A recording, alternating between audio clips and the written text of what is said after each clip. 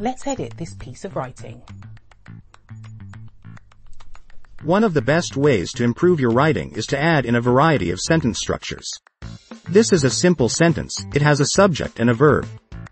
So let's add in a relative clause to add some detail to this sentence to engage the reader. Toby received an invitation to a party. Let's add in a relative clause here. So you could use one of these relative clause examples. Who was 8 years old?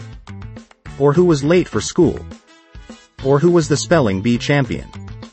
A relative clause is always surrounded by commas. One at the start of the clause and one at the end.